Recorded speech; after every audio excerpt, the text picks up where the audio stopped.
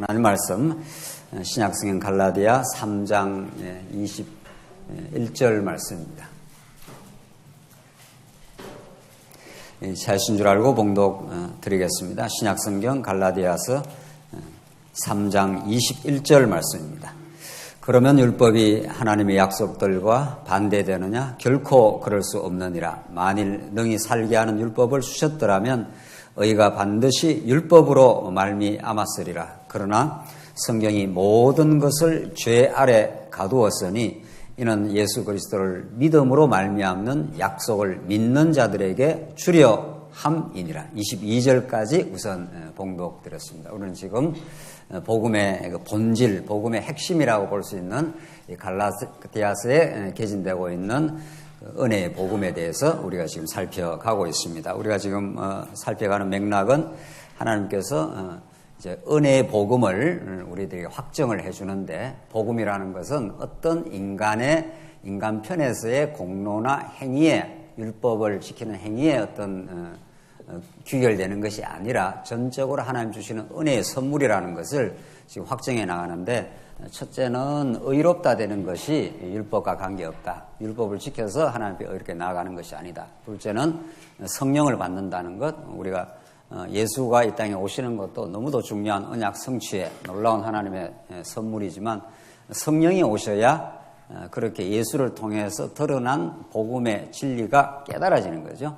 이 땅에 또 하나님 나라가 세워지는 것은 성령인데, 거기에 어떤 율법의 행위에, 공로에 근거한 것이 아니다. 오늘 지금 살펴가는 것은 약속과 율법, 구약을 사도 바울이 예를 드는데, 이때 약속하는 것은 아브라함 언약을 말합니다. 아브라함 언약 이후에 이제 하나님께서 모세 언약을 주시는데, 모세 율법을 주시는데, 이스라엘 백성들이 율법을 다 어깁니다. 광야에서. 그러나 하나님께서 아브라함에게 주신 언약이 선행되어 있기 때문에, 이게 언약의 선행성입니다.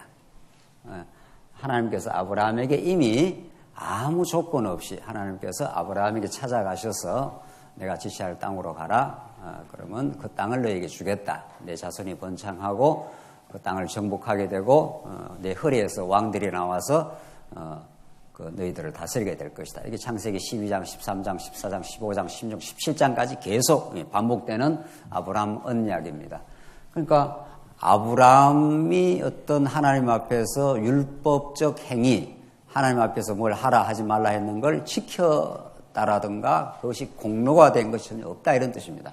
아무 상관없이 하나님께서 아브라함 언약한 대로 그대로 가나안 땅에 들어가고 유다 지파에서 다윗을 보내가지고 그 나라를 잘 통치를 해준다. 율법하고 상관없다. 이스라엘 백성들이 하나님의 백성이 된다든가, 천국을 우리 신약적으로 말하면 천국인데 다윗 왕국에서 평강의 나라를 이룬다든가, 아무런 상관없는 율법의 행위하고는 아무 상관없이 전적인 하나님이 작정하심과 언약하심대로 이루어진 일이다. 그러니까 복음이 아니냐.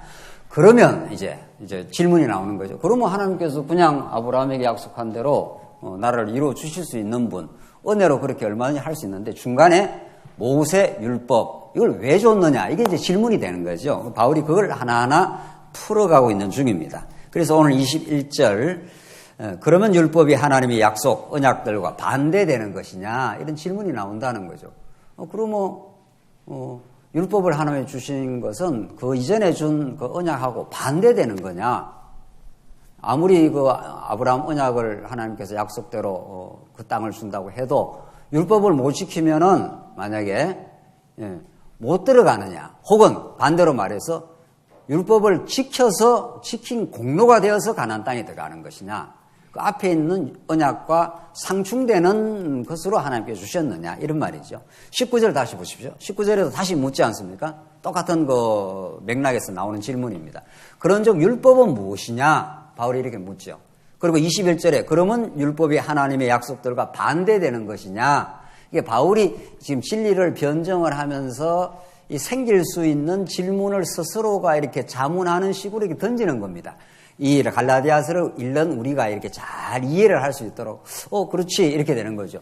율법 이전에, 모세 율법 이전에 하나님께서 아브라함을 선행적으로 딱 주셨기 때문에 이 언약대로 하나님께서 가나안 땅을 정복하고 그 땅을 하나님 나라로 만들어 준다는 건데, 모세 율법이라는 것을 왜 줬느냐? 그것에 의해서, 모세 율법에 의해서 가나안 땅을 가고 안 가는 게 결정되어 있느냐? 이런 질문입니다. 이 보통 중요한 거 지금 맥락이 와 있는 게 아니죠. 갈라디아에서 핵심 중에 핵심이라고 지금 보여지는데, 이 문제가 사실은 우리 종교 개혁 이후에 교회 사적으로 보면은 중세 천년은 뭐 말할 것도 없고요. 중세 천년 로만 가톨릭 종교는 완전 공로주의니까 괜히 예수님 십자가 앞에 걸어놓고 뭐 이렇게 허울만 이렇게 앞에 해놨지, 그 핵심을 들어가 보면 완전 중세 신학이라는 것은 공로 신학입니다. 그건 자타가 다 알고 있는 겁니다. 또 가톨릭에서도 자기들도 그렇게 말해요. 예수 십자가 한 분으로는 안 된다는 거예요. 그 십자가 한 분은 안 되고 선행이 플러스가 돼야, 공로가 플러스가 돼야 구원이다. 자기들이 그렇게도 말도 하고요, 사실은.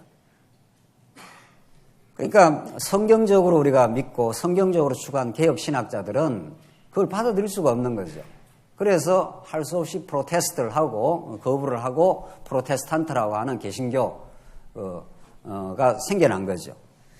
그런데 중요한 것은 우리가 다 개신교 성도들인데 로만 가톨릭의 공로주의, 공로신학, 공로 종교를 거부하고 우리는 전적인 하나님의 은혜로, 믿음으로만 하나님 앞에 설 수 있다. 이렇게 믿음으로 루터가 그렇게도 강조한 이신칭이 믿음으로만 의롭게 된다 하는 것은 성경 전체의 복음이 서고 넘어지는 그 결정적인 그 내용이다. 루터가 그렇게 주장을 했습니다. 그건 중요한 거죠. 이신칭이라는 게.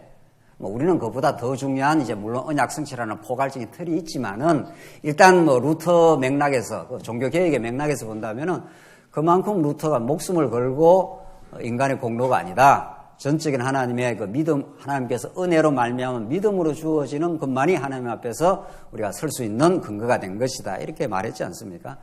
근데 이제 루터가 그 부분을 정확하게 잘 지적을 하고, 그것이 종교개혁의 깃발이 되었습니다. 그래서 수많은 영혼들에게 참 생수를 전달하고, 그 당시에 로만 가톨릭의 그 거짓 종교, 잘못된 가르침을 받으면 영혼이 억압을 받게 되어 있습니다.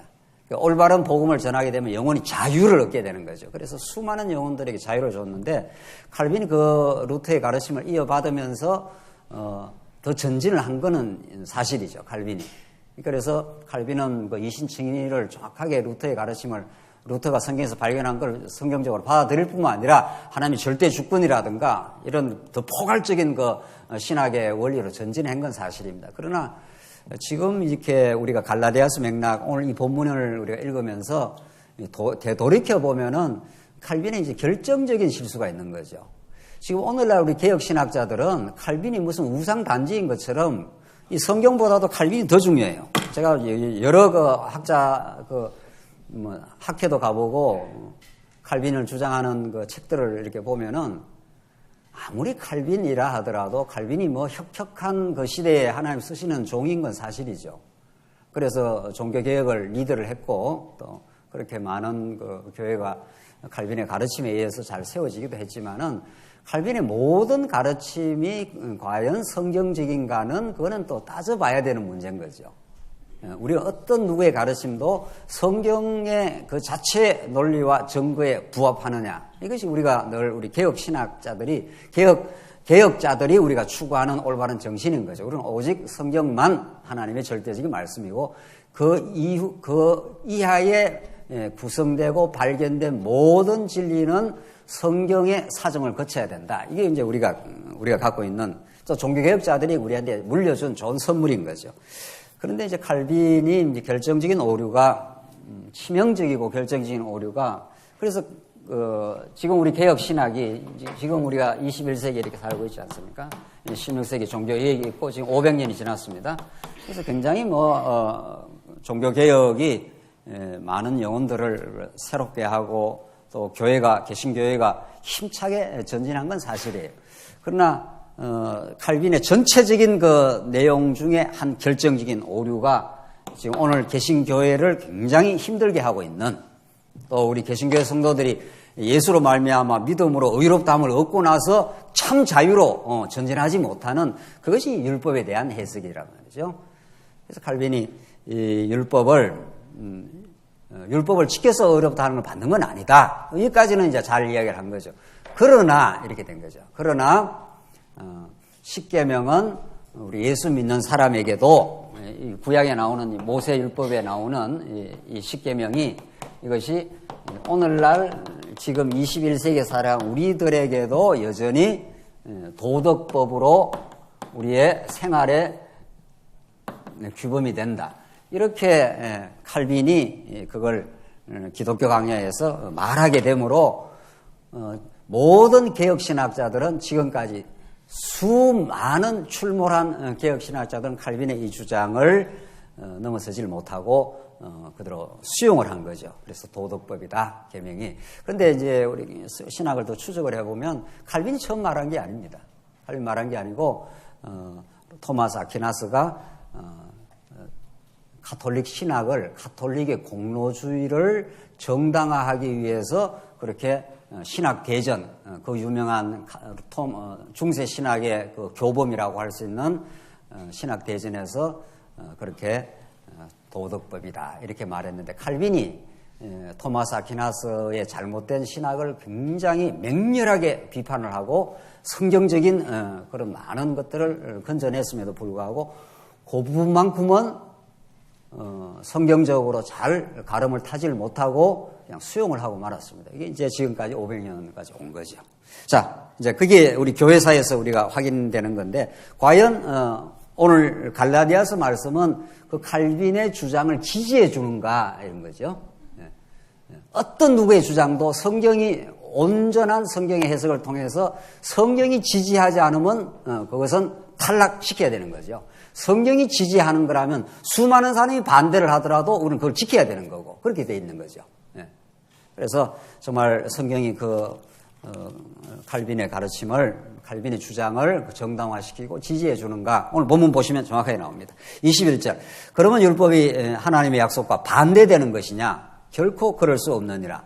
만일, 그 뒤에까지 더 중요합니다. 만일 능히 살게 하는 율법을 주셨더라면 의가 반드시 율법으로 말미암았으리라. 지금 바울이 이제 가정을 하는 겁니다. 율법이라는 것이 만일 그 당시 구약 당시에도 그렇고 우리 신약 당시에도 그렇고 살게 하는 율법을 만약에 하나님께서 주셨다면은, 율법이 하나님께서 율법을 통해서 우리가 생명을 얻어, 율법을 통해서 의롭다함을 얻어, 의롭다함을 얻는다는 게 생명을 얻는 일이니까, 하나님으로부터 그 의롭다함을 인정받지 못하면 저주요 멸망이니까, 그래서 율법으로 말미암아 살게 되는 그런 길로 하나님께서 주셨다면은, 그러면 그 길이 칭의의 길이고 의롭다함을 얻는 길이고 생명을 얻는 길이다. 그 말은 아니라 이런 말이죠. 만일 그랬으니까 사도 바울이죠. 오늘 본문이 그렇게 되어 있지 않습니까? 만일 너희 살게 하는 율법을 주셨더라면 의가 율법으로 이루어졌어. 근데 하나님께서 율법을 줄 때는 이스라엘 백성을 살게 하려고 준 게 아니다. 그 반대다 이런 뜻입니다. 반대가 뭡니까? 살게 하는 게 아니면 죽이려고 줬다 이런 뜻입니다. 이게 모든 이방 종교와 이방 종교의 그 계율관, 율법관과 기독교 율법관이 쫙 갈라지는 지점인 거죠. 그 분수령이 되는 거죠.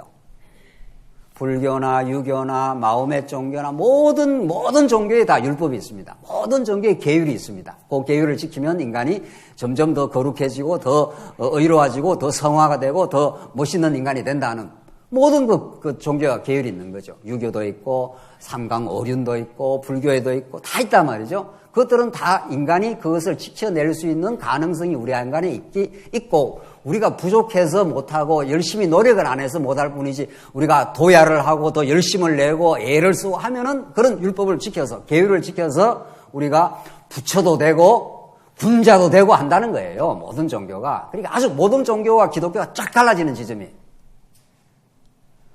기독교는 그게 아니고, 하나님께서 율법을 주신 이유는, 계율을 준 이유는 그걸 잘 지켜가지고 하나님 앞에 우뚝 서라고 준 게 아니고, 너가 얼마나 죄인인 줄 알아? 그걸 깨닫게 하려고 줬다는 거예요. 로마서 말씀에 따르면 로마 3장 20절, 21절 그 앞에 쭉 보면은 하나님께 율법을 주신 것은 너희를 하여금 죄를 깨닫게 하고 너희의 입을 막으려고 하나님께 주셨다는 거예요. 그게 율법을 주신 이유라는 거죠. 살게 하는 율법이 아니라 무슨 법이라고요? 죽게 하는 걸 줬다는 거예요. 너희들이 죽여버리려고. 그래서 예수로 살리려고 지금 그런 말입니다. 아주 그 논법이 간단해요. 사실은 복음이라는 게 복잡하고 어려운 게 아니고 뭐 갈라디아서가 이런 말 저런 말을 쭉 이렇게 전개를 하지만 그걸 압축해서 딱 요약을 하자면은 율법으로 죽여서 예수로 살리려고 한다. 지금 그 말입니다. 그래서 너희 자신 안에서 너희를 자랑할 수 있는 근거가 하나도 없다. 지금 그 말이에요. 그래서 예수만 자랑하도록, 예수만 찬양하도록, 하나님만 찬양하도록 그렇게 하나님께 만드시려고. 그래야 너희들에게 기쁨이 된다. 그것이 너희를 죽이는 것이 너희를 뭐 괴롭힌다든가 너희들의 자존심을 무너뜨리려고 그렇게 준 게 아니고 너희들하고 궁극적으로 하나님을 찬양하는 인생 되게 해서 그 인생이 가장 행복하고 즐겁고 기쁘게 만들어주려고 하나님께 그렇게 하셨다. 지금 이게 갈라디아서의 핵심 주장입니다. 그런데 칼빈이 제가 서두에서 말씀드린 대로 그것을 또 예수 믿는 사람한테 가져와가지고 지금 우리 예수 믿는 사람이 가져와서 도덕부여라. 이게 이제 칼빈이 먼저 말한 게 아니고 토마스 아퀴나스가 공로 신학이니까 중세 신학은 가톨릭 신학은 예수 믿는 걸로만 하나님께 나가는 게 아니라 예수 믿는 거는 그게 그리 중요한 게 아니고 사실은 예수 믿어도 이런 말이죠. 율법이라든가 선행을 보석을 그렇게 해야 그것이 플러스가 돼서 하나님 앞에 의롭다함을 얻는다. 지금도 가톨릭 신학이 그렇게 말해요. 지금도 트렌트 공의회에서 종교개혁이 일어나서 그걸 자기들의 교리로 확정을 했고 500년 동안 그걸 지금도 주장하고 있는 거죠. 조금도 그 사람들 안 바꿉니다. 조금도. 또 그리고 그것이 많은 사람들한테 오히려 공감대를 일으킵니다. 우리는 이렇게 복음을 깨달으니까 아 그게 틀렸어 잘못된 거야 이렇게 하지만은 실제로 우리의 선행, 우리의 공로를 인정해 주는 것이 우리한테 굉장히 좋아 느껴진다는 거예요. 그래서 많은 사람들이 오히려 공감대를 이렇게 설득을 일으킵니다. 그래서 칼빈이 토마스 아퀴나스가 이 주장을 해가지고 율법의 원래적 기능, 원래적 하나님께 율법을 주신 본래적 목적이 죽이려고 준 건데 그리고 더 정확하게 말하면 이미 아담 타락 이후 모든 인간이 죄인이 되지 않습니까? 모든 인간은 다 죄인이 되어 있습니다. 뭐 죄를 지어서 죄인이 된 게 아니에요. 지금 아담만 그 선악과 법을 어겼지 그 다음에는 모든 사람이 태어나면서부터 다 죄인이에요. 뭐 말할 것도 없는 거예요. 그러니까 인간은 예수의 은혜가 예수님을 통해서 은혜가 우리에게 다가오지 않으면 그 죄를 생산하는 공장입니다.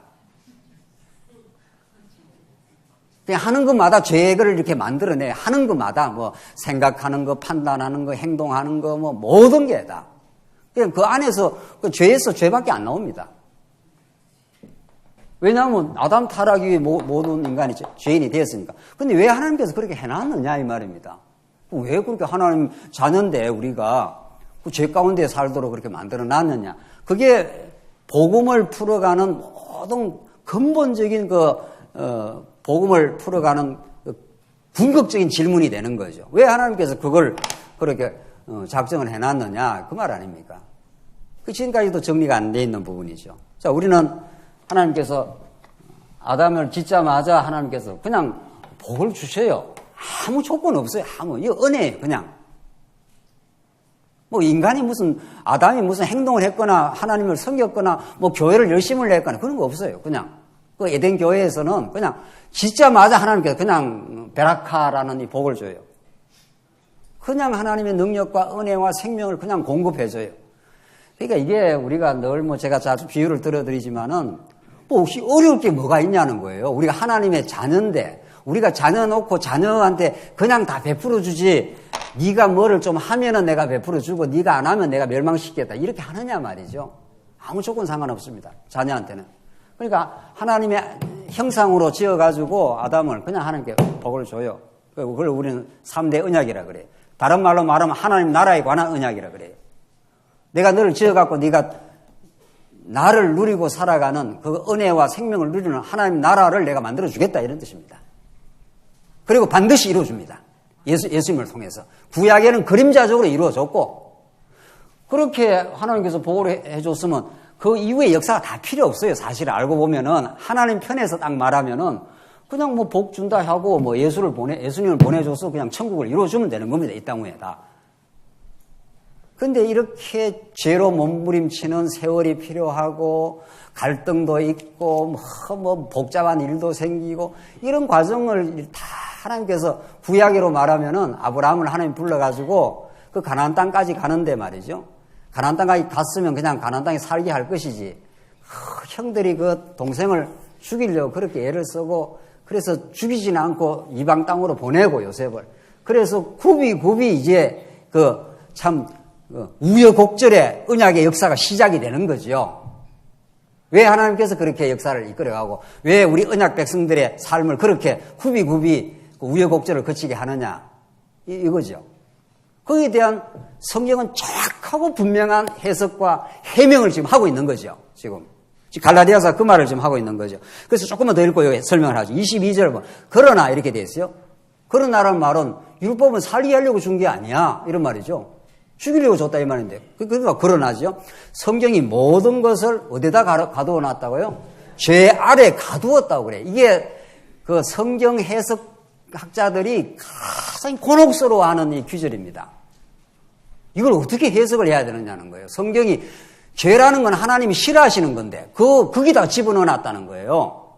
그러니까 모순이 되는 것 같잖아요. 하나님은 죄를 싫어하시는 게 분명한데 그런 싫어하는 데다가 자기 백성을 집어넣어 놨다는 가두었다는 거예요. 그러니까 이게 조금 뭔가 모순이 되는 것 같단 말이죠. 그래서 이 성경 해석학자들이 이 부분하고 로마서에 똑같은 유사한 구절을 하는데 하나님이 우리를 불순종 가운데 뭐 했다 그래요?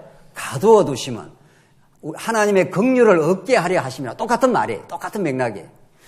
죄를 로마서에서는 불순종이라는 용어로 바꿨어요. 그게 의미는 똑같은 거예요. 죄라는 게 하나님 앞에 불순종하는 거니까.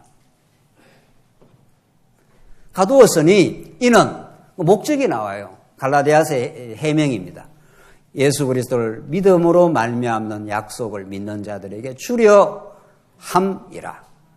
하나님께서 예수로 말미암아 그 믿음을 통해서만 하나님 앞에 의롭다함을 얻고 하나님의 자녀가 되고 그래서 우리가 범죄했던 인생이지만은 하나님의 전적인 은혜로 우리가 하나님의 자녀가 되었습니다. 이 감격을 갖고 살게 하려고 하나님께서 그래서 일부러 죄에다 갈았다는 거예요. 하나님께서 선악과 불을 하나님이 계획적으로 만들어 놨다는 거예요. 이 복을 주시고 나서 이게 선악과 아닙니까? 선악과 따먹지 말라 하는 게 율법 아니에요, 이게.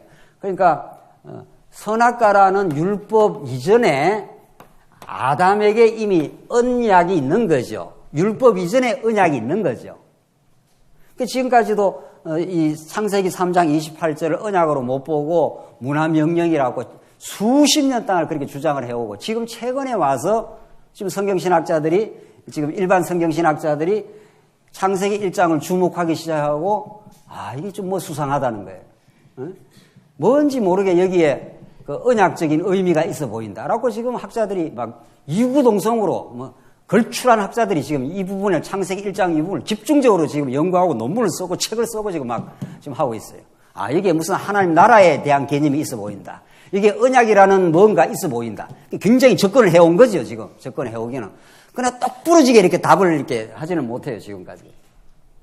왜 하나님께서 율법 이전에, 선악과 율법 이전에 복을 줬느냐, 언약을 줬느냐. 이게 그대로 이스라엘 역사에는 모세 율법 이전에 하나님께서 먼저 뭐를 주셨다고요? 아브라함 언약을 줬다는 거예요. 이 형식이 똑같은 거죠, 그러니까. 그렇잖아요?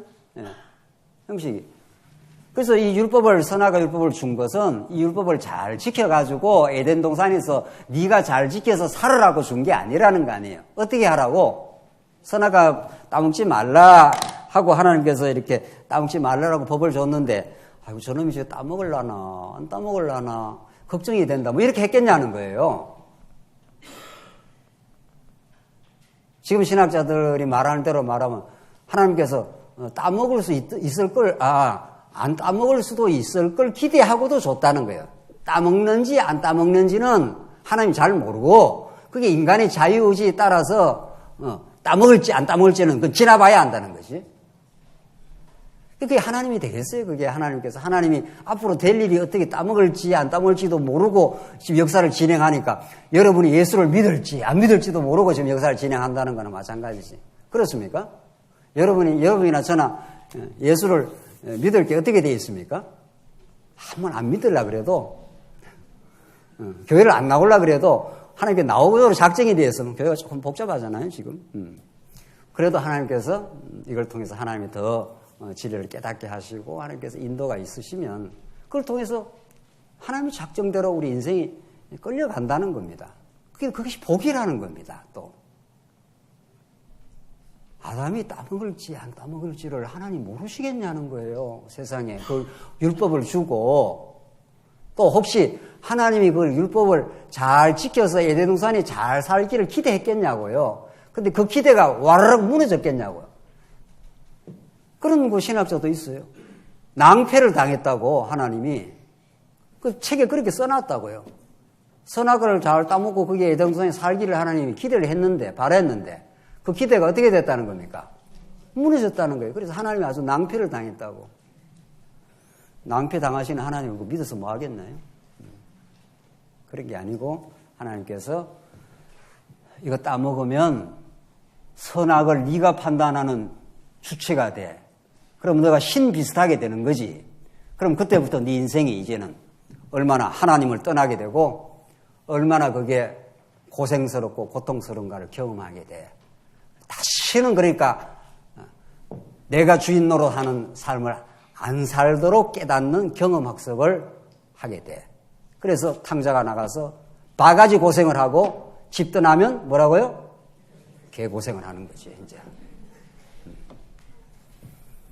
그래서 엄청 아버지를 떠나는 것이 행복인 줄을 알았더니만 아버지를 떠나는 것이 생명의 고갈이요, 죽음이요, 줄여 죽는구나 하는 걸 경험시키고 나는 아버지께로 다시 돌아갑니다.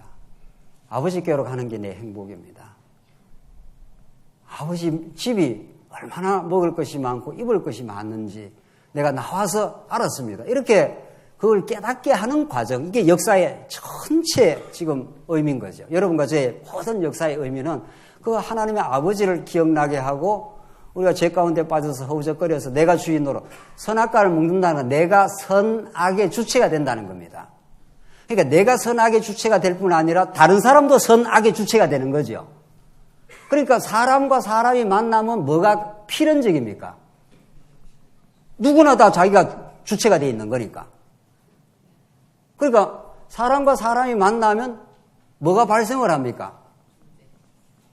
하나가 되지, 하나가. 네. 절대로 하나가 안 되죠. 네. 네. 사람과 사람이 만나면 뭐가 발생해요? 저쪽도 주인이고 나도 주인이니까. 그 주인이 둘이 되면 거기에 평화가 있겠냐고요. 집안이 평화롭게 되려면 어떻게 돼야 되는 거예요? 한 사람이 주인이 돼야죠. 한 사람이.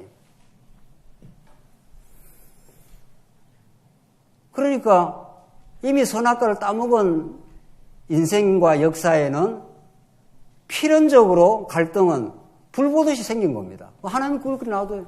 가인의 아벨을 쳐 죽이지 않습니까? 가인의 아벨을 그 형제를 쳐 죽인다니까요. 그래서 하나님께서 셋을 다시 줘서 그 약속을 이루어가는 거죠.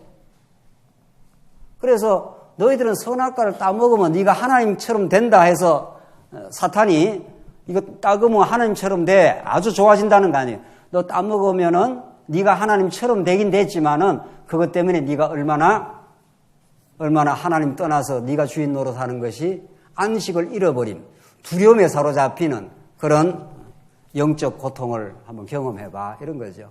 그래서 그걸 겪고 나서 다시 우리는 예수께로 온 거죠. 그래서 내가 주인됨을 포기하고 우리 주님만이, 우리 그리스도만이 우리의 주님이십니다. 큐리오스 하는 주님만이 우리를 주관하시는 선악 판단의 주체입니다. 당신이 선하다 하는 것이 좋다 하는 것이 선이고 당신이 싫어하는 것이 악입니다. 내 모든 선악 판단의 판단권을 포기하겠습니다. 이 말이죠. 나는 당신의 뜻을, 말씀을 듣는, 경청하는, 순종하는 그런 사람이지 내가 이렇게 선악을 판단하는 주인이 아닙니다. 그래서 우리 가정도 우리 그리스도가 우리의 주인이십니다. 우리 교회도 그리스도가 우리의 머리이십니다. 그런 사람들로 점점 만들어가고 계시는 중이죠, 우리를. 그렇잖아요? 그럼 우리는 그리스도의 뜻에 우리가 항복하고 그리스도의 뜻에 순종하니까 우리 하나가 되는 거죠. 그래서 하나님께서는 이 율법을 하나님의 작정한 계획을 가지고 주신 겁니다. 너 이거 따먹으면 네가 하나님처럼 되는데 그때부터 이제는 교육이 시작이 된다. 한번 나가봐 이런 말이죠.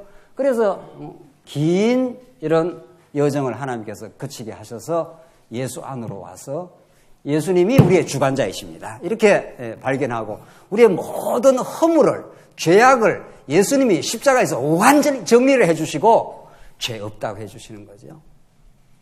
그래서 이스라엘 백성들이 광야에서 얼마나 죄가 많이 분출을 했습니까? 모세의 율법을 받고 광야 40년을 거치면서 모함 여자하고 범죄하고 모세 말을 다 반역을 하고 우상을 섬기고 금송아지 섬기고 그 죄값으로 말미암아 가나안 땅에 넣으면 이 가나안 땅인데 가나안 땅에 넣으면 안 돼요. 행동으로 말하면 그 행위로 말하면. 그러나 하나님께서 아브라함에게 약속한 그 약속 때문에 너가 허다한 죄가 많지만 사랑은 허다한 죄를 어떻게 한다고요? 덮느니라 이렇게 말해요. 우리 자녀들이 크면서 실수도 하고 범죄도 해도 아버지가 사랑해서 낳았기 때문에 언약으로 낳았기 때문에 자녀가 아무리 범죄해도 다 덮어버려요. 세상 사람들은 그 자식이 살인자다, 저걸 쳐 죽여라, 감옥에 집어넣어라 해도 어머니는 그렇게 말 안 합니다. 절대로. 저 죄를 내게 감당해달라고. 내가 죽겠다고. 내가 다 용서한다고. 전 내 사랑하는 아들이라고. 쟤한테 죄를 묻지 말고 내한테 죄를 물어서 내가 그 자리에 죽겠다고. 이게 하나님께서 우리 부모에게 주신 하늘 마음이에요. 그게 하나님이 하시는 일이에요. 하나님께서. 하나님께서 그래서 율법을 주어서 선악과 율법을 줘가지고 모든 인류를 죄 가운데 가두어 놓으시고 다시는 자기 자랑을 자기 의를 내세우지 못하고 자기 의를 내세우는 게 불행이 되니까 내가 의롭다 하고 다른 사람은 정죄하는 게 그게 이제 전쟁이 시작되는 거 아닙니까? 나는 의롭고 너는 불의해. 저쪽에서도 그렇게 말 안 하죠. 절대로. 인간은 다 자기가 의롭다고 생각하니까. 그러니까 충돌은 뭐 필연적이에요. 충돌은. 그래서 이걸 벗어나는 유일한 길은 예수 한 분밖에 없다. 그래서 22절에 그러나 성경이 모든 것을 죄 아래 가두었으니 이는 예수 그리스도를 믿음으로 말미암는 약속을 믿는 자에게 주려 하려 함이라. 이렇게 해서 사도 바울이 지금 율법이 언약을 거스리는 게 아니다. 반대되는 게 아니라 언약의 은혜성을 드러내기 위해서 은혜가 의뢰임을 더 깨닫게 하기 위해서 하나님께서 율법을 줘서 죄악 가운데 가두어 놓으시고 언약의 말씀대로 아브라함이 하신 언약대로 은혜로 천국이 이루어지는 것이다. 이 구약의 모든 역사적 사건들이 예수 한 분에게 성취되고 아담 타락 이후 모든 인류가 죄악 가운데 가두어져 있지만은 예수를 믿음으로 우리가 하나님의 자녀가 되어 하나님을 찬양하도록 그렇게 만드시려고 하나님의 전체적인 계획이 그렇게 되어 있다는 거예요. 그걸 지금 사도 바울이 말합니다. 그래서 율법을 십계명을 도덕법 운운하는 건 있을 수가 없는 거죠. 지금 우리 예수 믿는 사람한테 1조, 2조, 3조 갖다 대가지고 그걸 지키라고 하느냐 말이죠. 다시 율법의 종로로 시키겠느냐. 그게 아니라는 거죠. 우리 이제 예수 믿은 사람은 예수를 진짜로 점점 더 그 복음을 깨닫는 사람은 율법이라는 것이 외부에서 강제해서 우리의 행동을 끌어가는 게 아니라 예수 안에 이루어진 복음이 내 안에 신비에 새겨져서 사랑의 폭발력이 생긴다는 거죠. 하나님을 사랑하게 되고 하나님 은혜에 감격하게 되니 내 안에서 신비에 새긴 그 사랑의 법이 그리스도의 법이 성령의 법이 전부 나를 움직이는 그 성령의 법이 있어요. 우리 진리를 깨닫게 되면. 그러니까 여러분들 오늘 교회도 오시고 교회를 봉사하고 싶기도 하고 오늘 저기 밖에 통나무 정리하는데 안 가신 게 천수의 한이에요. 그런데 이제 가보셔야 되는데 통나무 저는 하러 간 게 아니고 이제 부감독 하러 갔어요. 부감독. 그러니까 그 통나무 냄새가 아주 좋더라고요. 사실은. 그래서 아주 즐겁게 우리 장로님들 우리 집사님들이 이렇게 치우면서 챙기면서 이렇게 봉사를 한 거 아니에요. 그거 한다고 무슨 월급이 나옵니까? 돈이 나옵니까? 알바가 됩니까? 그게. 그 우리 작은 교회 일이지만, 그게 우리 하나님, 우리 성도를, 우리 교회를 섬기는 작은 소박한 일이라, 그래서 우리 같이 이렇게 행복하게 봉사하고 즐거워하는 거, 그 율법에서 이렇게 하라고 했습니까? 그렇지 않습니다. 우리 교회 모든 봉사가 이것이 우리가 하나님의 나라를 지키는 일이고, 우리 성도를 짐을 들어주는 일이고, 그래서 함께 행복한 일이고, 그래서 그 복음의 능력이, 그리스도의 법이 우리를 이끌어가는 것이지, 세상의 가정에서 1조, 남편은 500만 원 벌어와야 된다. 2조, 아내는 아침 6시에 일어나서 밥을 해야 된다. 이런 그 십계명 따라서 가정이 움직이느냐고요. 딱 가정에 뭐만 딱 하나 있으면 되는 겁니까? 사랑의 법만 딱 하나 있으면 되는 거죠.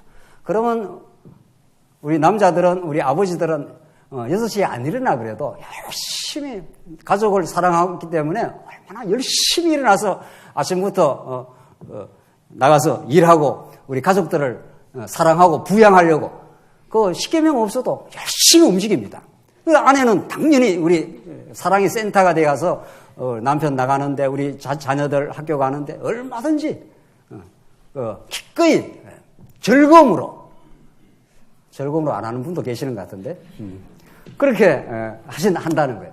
그러니까 계명이 우리의 가정을 지배하는 게 아닙니다. 그렇잖아요? 그냥 사랑의 법 하나가 우리 가정을 지배하기 시작하면은 남편은, 아내는 그렇게 아주 활발하게 그 가정이 움직여 나가는 거죠. 교회도 마찬가지인 거죠. 문제는 교회의 복음의 능력이, 우리를 사랑하신다고 하는 하나님의 확정이, 사랑의 확정이, 십자가로 증명된, 부활로 확정된 하나님의 사랑이 그렇게 우리 안에 역사하기 시작하면은 그냥 뭐 봉사할 거리가 있으면 그냥 즐거이 동참이 되는 거죠. 그렇죠. 우리 장안조함께 연보를 안 내면 교회 못 나온다. 뭐 이런 법이 있냐고요. 그런 법이 없어요. 그래도 우리 성도님들이 즐거이, 기꺼이 내게 주신 믿음의 분량만큼 그렇게 연보를 하고도 또 뭐라 그럽니까? 감사하다고 그러잖아요. 이렇게 연보를 할 수 있어서 어떻게 해요? 감사하다고. 내가 다른 성도를 섬길 수 있어서, 사랑할 수 있어서 그 사랑의 짐을 들어주는 거니까. 새로 오시는 우리 성도님, 아주 젊은 우리 청년들, 이런 사람들은 연보를 많이 할 수가 없잖아요. 어려우니까. 그러니까 먼저 우리가 연보를 해서 짐을 지면 다른 성도에게 짐이 들어지는 거니까. 그래서 가정이든 교회든 1조, 2조, 3조, 4조 이것이 외부에서 우리를 강제하는 법이 없습니다. 이 모든 강제하는 법으로 우리가 죽어버렸어요. 이 강제하는 법대로 말하면 우리가 죄인임이 폭로가 되기 때문에 죽어야 돼. 그래서 진짜 죽었어요. 그런데 그 죽어야 될 자리에 누가 죽었냐 말이죠. 누가? 예수가 죽었어요. 그래서 예수님이 살아나 버렸어요. 그래서 다시는 죄값을 내놔라 할 게 없단 말이죠. 그래서 이제는 예수님 오시고 난 이후에는 십계명이 우리를 지배하는 게 아니라 오신 성령께서 우리와 함께 하시기 때문에, 성령께서 진리를 깨닫게 하기 때문에, 하나님을 사랑할 마음을 주기 때문에, 성도를 사랑할 마음을 주기 때문에 그렇게 하는 거지. 사랑해서 했기 때문에 내 공로가 아닌 거죠. 사랑해서 진짜로 하는 사람은 더 못해서 안달이에요. 우리가 자녀를 사랑하기 때문에 자녀한테 해주고 더 해주고 싶은 거죠. 저희 어머니 80에 이제 80이 넘었어요. 자기 몸도 이제는 그렇게 건강하질 않아요. 근데 고향만 가면은 말이죠. 제가 섬기고 사랑해야 되잖아요. 그런데도 그렇게 연세가 많은 분이 야, 더 먹어라. 이거 그래 말랐냐? 뭐 이런 거죠. 그래 더 먹어라. 뭐. 그러니까 먹이고 또 먹이고 더 먹으라고 가는 거예요. 그 사랑이 끝이 없어요.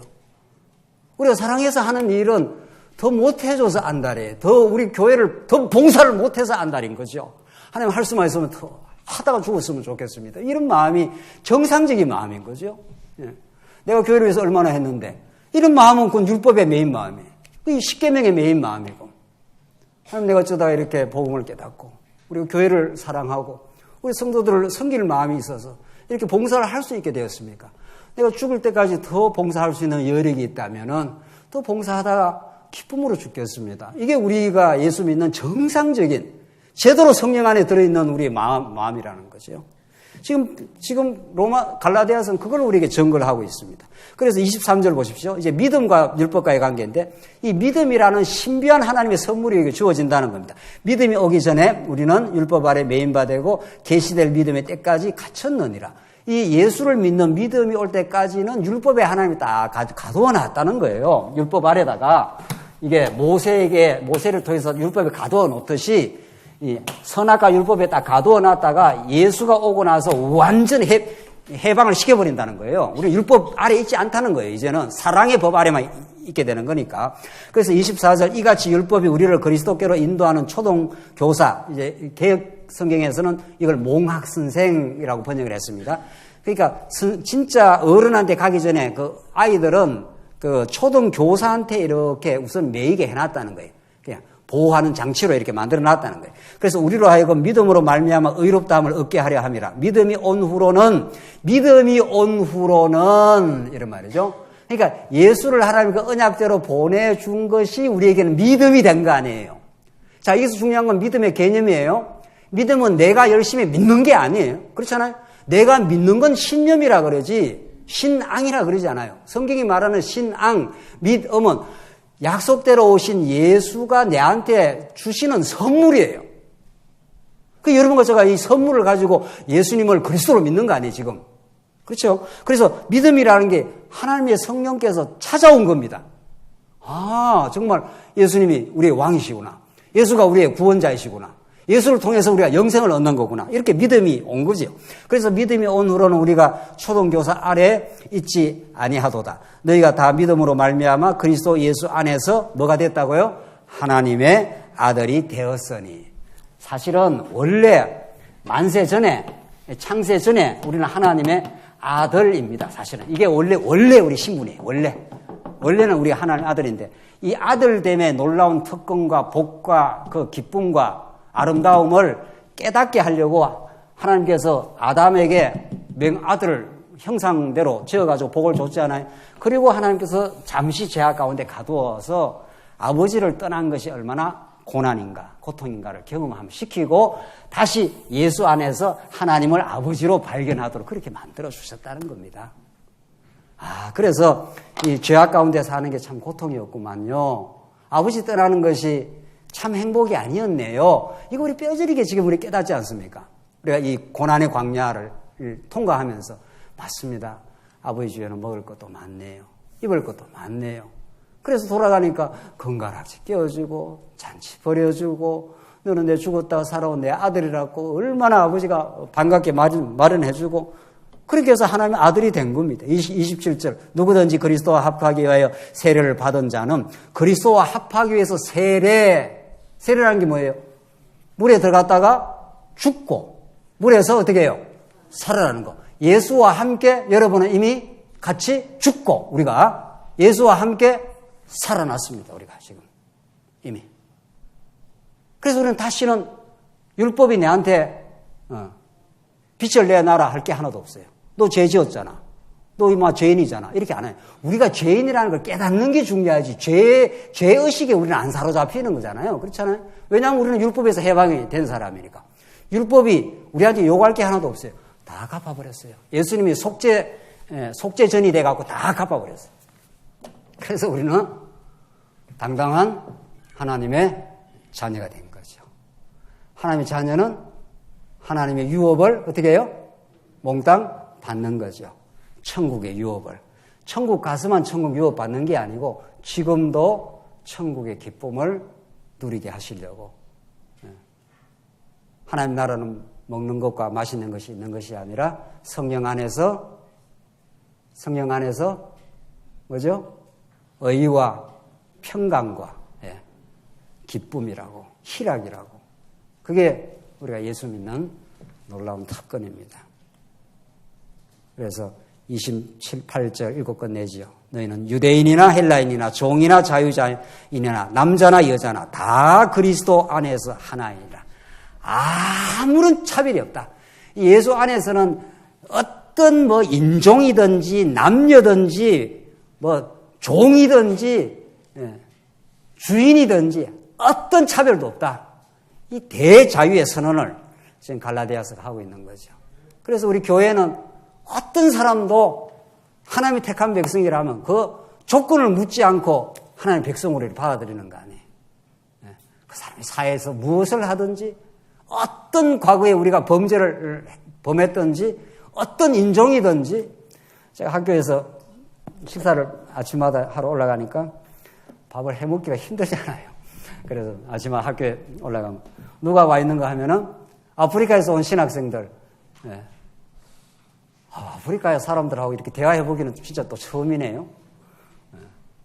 아프리카 사람들 좀 약간 이렇게 거리가 있는 사람 같았는데, 한 2달 아침마다 올라가서 식사를 하니까, 친해졌어요. 그 사람들도 예수를 잘 믿어요. 어떻게 해서 학교로 왔냐, 신학교로 왔냐, 이렇게 물으니까, 여차 이렇게 해서 신학교 왔다. 공부해보니까 좋더냐, 뭐, 많이 배우고 있다. 언제 시간 되면 우리 연구소 와서 공부를 한번 해보면 좋겠다. 뭐, 이렇게. 아프리카 사람하고도 생기기가 얼마나 우리가 다릅니까? 또 아프리카 사람들이 역사적으로 사람이 아니에요. 18세기, 19세기에 미국으로 끌려갈 때는 그 사람이 아니에요. 물건이에요. 병들면 배 타고 가다가 집어 던져요. 다 물건이니까. 그렇게 박대받고 천대받은 사람들입니다. 그 사람들이. 그 사람들도 다 예수 믿으니 우리와 동일한 하나님의 자녀요, 천국을 유업으로 같이 누리는 하나님의 백성이요, 남자나 여자나 인종이나 종이나 상전이나 아무 상관없이 하나님의 자녀가 되어서 우리가 할렐루야 하면서 우리 하나님을 찬양하는 우리 하나님의 교회 백성이 이 믿음으로 되었다는 겁니다. 율법은 우리를 죄를 심히 죄되게 해서 죽게 하는 것. 하나님께서 선악과를 줘서 우리가 하나님 떠나서 자기가 주인 노릇하는 것이 얼마나 고통스럽다는 걸 경험시켜서 예수 안에 와서 예수만을 찬양케 하시려고, 그래서 하나님만을 찬양하시려고, 우리 하나님이 여호와 되신다고, 언약대로 반드시 우리와 함께 하신다고, 그 하나님의 은혜와 사랑과 긍휼을 여러분과 제가 깨닫고 평생을 그분 안에서 살게 하시려고 하나님께서 이 복음을 주셨습니다. 기도하십시다. 자비하신 하나님 아버지, 은혜를 감사합니다. 오늘 갈라디아서가 증거하는 이 놀랍고 위대한 복음의 메시지를 들었습니다. 우리가 얼마나 전날에 율법 아래 죄의 종노릇 했던 우리들이지만 우리를 이제 죄 없다 하시고 하나님의 자녀로 부르시고 우리의 천국 유업을 주시고, 우리가 이 광야 같은 세상이지만 우리의 교회를 이루고 교회를 섬기는 이 축복도 주셔서 참으로 감사합니다. 그 하나님의 말씀이 우리를 사로잡아 남은 삶도 그리스도의 산 제물이 되게 하시옵소서. 예수님 이름으로 기도하옵나이다. 아멘.